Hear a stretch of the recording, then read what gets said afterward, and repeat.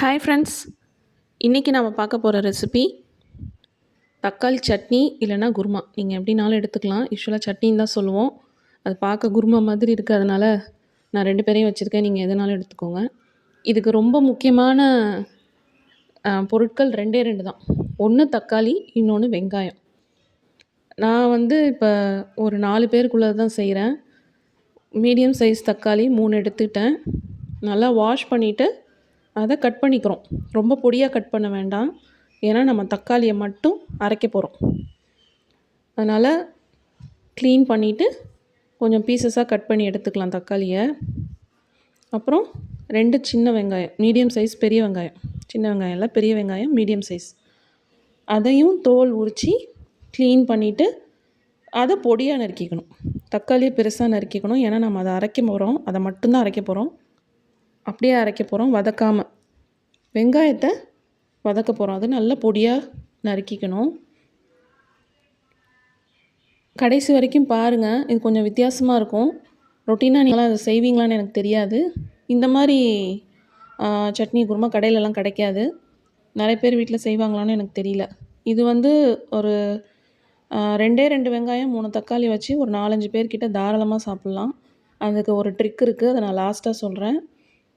ஃபுல்லாக வீடியோ பார்த்தீங்கன்னா தான் உங்களுக்கு தெரியும். நல்லா வெங்காயத்தை தோல் உரிச்சிட்டோம்னா உள்ளார கருப்பு கருப்பாக இருக்கும். அது ஒன்றும் இல்லை, அதில் உள்ள ஃபங்கஸ் தான் அது. அதை நம்ம தண்ணி வச்சு வாஷ் பண்ணிட்டோம்னா போயிடும். அதையும் நல்லா வாஷ் பண்ணி கட் பண்ணி எடுத்து வச்சுக்கலாம் பொடி பொடியாக. இதுக்கு வேறு எதுவுமே தேவையில்லை. நம்ம காரத்துக்கு மிளகா பொடி ஆட் பண்ணுவோம், அப்புறம் கலருக்கு மஞ்சள் பொடி. ஆஸ் யூஷுவல் ரொட்டீனாக தாளிக்கிற மாதிரி தாளிச்சிக்க வேண்டியதான். உங்களுக்கு திடீர்னு கெஸ்ட் வந்துட்டாங்க, நிறைய பேருக்கு செய்யணும், ஒரு வீட்டில் 4 பேர் இருக்கீங்க, ஒரு 4 பேர் வந்துட்டாங்க, 3 பேர் வந்துட்டாங்க, நமக்கு இட்லி தோசை அதுக்கு எதுவும் சைட் டிஷ் திடீர்னு நிறைய அரைக்கணும், நிறைய செய்யணும் அப்படின்னா இது ரொம்ப ஷார்ட் டைமில் குயிக்காக செஞ்சிடலாம், சீக்கிரமாக செஞ்சிடலாம். ரொம்ப நல்லாயிருக்கும். தோசைக்கும் இட்லிக்கும் அல்டிமேட் காம்பினேஷன் இது. தொட்டு சாப்பிட்டோம்னா அவ்வளோ சூப்பராக இருக்கும். நீங்களும் ட்ரை பண்ணி பாருங்கள், ஃபுல்லாக வீடியோ பாருங்கள், அப்போ தான் உங்களுக்கு தெரியும் எப்படி கொஞ்சம் பொருளை வச்சு நம்ம 5 பேருக்கு 6 பேருக்கு செய்கிறது அப்படிங்கிறது. நல்லா வெங்காயத்தை பொடியாக கட் பண்ணிக்கலாம். வெங்காயம் பொடியாக இருக்கணும், அப்போ தான் டேஸ்ட்டாக இருக்கும். தக்காளி நம்ம கட் பண்ணதை அடுத்து மிக்ஸி ஜாருக்கு மாற்றிக்கலாம். மாற்றிட்டு கொஞ்சம் ரொம்ப மைய அரைக்க வேண்டாம், 1-2 திப்பி திப்பியாக இருக்கிற மாதிரி அரைக்கணும். அப்போ தான் அது நல்லாயிருக்கும் சாப்பிட. அரைச்சி எடுத்துக்கிட்டேன் நான், இது மாதிரி தான் அரைக்கணும். நம்ம அடுத்து அடுப்பை பற்ற வச்சுட்டு பேனில் தாளிக்கிற எண்ணெய், நீங்கள் குக்கிங் ஆயில் என்ன யூஸ் பண்ணுறீங்களோ, நான் கடலை எண்ணெய் ஊற்றுறேன் ஒரு 3 ஸ்பூனு. நீங்கள் அதை ஆட் பண்ணிவிட்டு அதில் கடுகு உளுத்தம்பருப்பு போட்டுக்கலாம். நல்லா பொரிஞ்சு வரணும். பொரிஞ்சு வந்தோடனே வெங்காயத்தை கட் பண்ணி வச்சுருக்க வெங்காயம் ஆட் பண்ணி உப்பு போட்டு வதக்கிக்கணும். உங்களுக்கு வெங்காயம் நிறையா போட்டால் பிடிக்கும் அப்படின்னா இன்னும் கொஞ்சம் கூட நீங்கள் வெங்காயம் நறுக்கிக்கலாம். இன்னும் ஒரு 2 வெங்காயம் ஆட் பண்ணிக்கலாம். ஆனால் ரொம்ப ஒரு மாதிரி திக்காகிடும். நானே இப்போ அது கொஞ்சம் திக்காக தான் செய்ய போகிறேன். இப்போ கடுகு உளுத்தம்பருப்பு ஜீரகம் ஆட் பண்ணியிருக்கேன். நல்லா பொரிஞ்சு வரணும். பொரிஞ்சு வந்தோன்னே நம்ம வெங்காயம் ஆட் பண்ணிக்கலாம். இதில் வேறு எதுவும் சேர்க்க தேவையில்லை. கருவேப்பிலை இருந்தால் ஆட் பண்ணிக்கலாம், என்கிட்ட இல்லாதனால நான் ஆட் பண்ணல. கருவேப்பிலை போட்டாலும் நல்லாயிருக்கும். இதில் மெயின் வேலையே நீங்கள் தக்காளி அரைச்சிக்கிறது தான். கட் பண்ணி அரைச்சி வச்சுக்கணும். அரைச்சி வச்சுட்டா சீக்கிரம் செஞ்சிடலாம். கட் பண்ணி வச்சுட்டு அடுப்பில் வச்சிட்டோம்னா சீக்கிரம் செஞ்சிடலாம். இப்போ அடுத்து நான் வெங்காயம் ஆட் பண்ணிட்டேன். அதில் தேவையான அளவு உப்பும் சேர்க்குறேன்.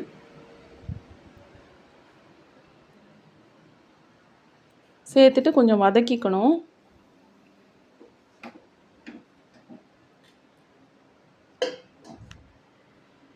உப்பு சேர்த்துட்டேன், நல்லா வதக்கிக்கோங்க.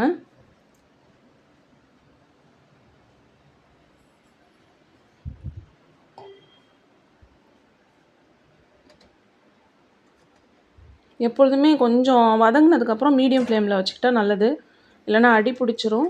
நான் கொஞ்சம் பெரிய சைஸ் பாத்திரத்தில் செய்கிறேன், ஏற்கனவே சொல்லியிருக்கேன் நிறைய வீடியோவில். உங்களுக்கு நல்லா தெளிவாக தெரியறதுக்காக தான் பெரிய சைஸ் பாத்திரத்தில் செய்கிறேன். இது ஆக்சுவலாக சின்ன பாத்திரத்திலே செஞ்சிடலாம்.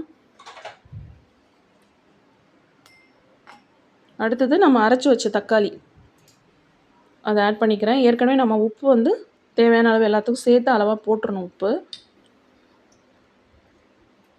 இப்போ இந்த தக்காளியை ஆட் பண்ணிவிட்டு இந்த மிக்ஸி ஜாரில் நல்லா தண்ணி ஊற்றி இதையும் சேர்த்து ஆட் பண்ணிக்கலாம்.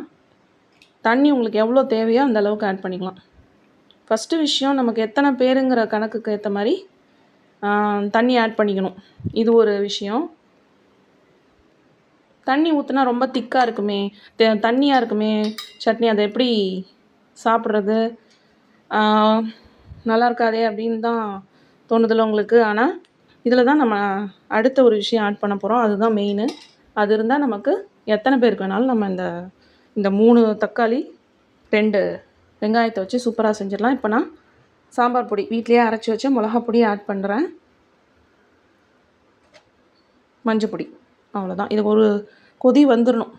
வெங்காயம் தக்காளி இந்த பச்சை வாடை போகிற வரைக்கும் கொஞ்சம் ஒரு கொதி வந்துடணும்.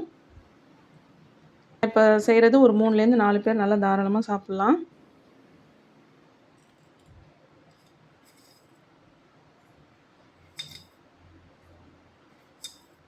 நல்லா கொதியணும். கொதிஞ்சதுக்கப்புறம் இது நிறைய பேர் செஞ்சுருப்பீங்கன்னு நினைக்கிறேன். நீங்களும் இது மாதிரி வீட்டில் இந்த மாதிரி சட்னியாக குருமாவா இதுக்கு என்ன பேர்னாலும் நீங்கள் வச்சுக்கோங்க. அது மாதிரி செஞ்சுருந்தீங்கன்னா, இந்த மாதிரி இட்லிக்கு தோசைக்கு செஞ்சுருந்தீங்கன்னா கமெண்ட் பண்ணுங்கள். நீங்கள் எந்த மாதிரி செய்வீங்கிறத சொல்லுங்கள். இப்போ நல்லா கொதிஞ்சிருச்சு. இப்போ தான் நம்ம என்ன பண்ண போகிறோன்னா, இட்லி மாவு ஒரு கரண்டி, நல்லா திக்காக இருக்கும்ல, அந்த ஒரு கரண்டி நல்லா தண்ணி ஊற்றி கரைச்சிக்கணும். கரைச்சிட்டு அதை நம்ம இதில் ஆட் பண்ண போகிறோம். அப்போ நமக்கு நல்ல திக்கான கன்சிஸ்டன்சி வந்துடும்.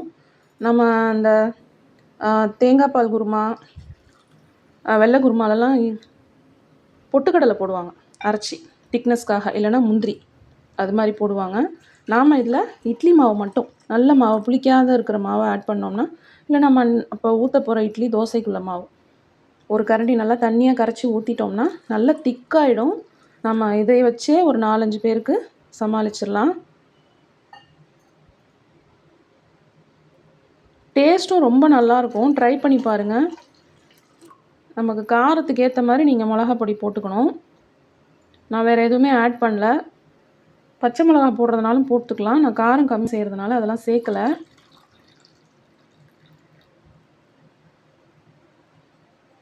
வீணாகவும் போகாது, ஏன்னா நம்ம வேறு எதுவும் தேங்காயெலாம் ஆட் பண்ணல.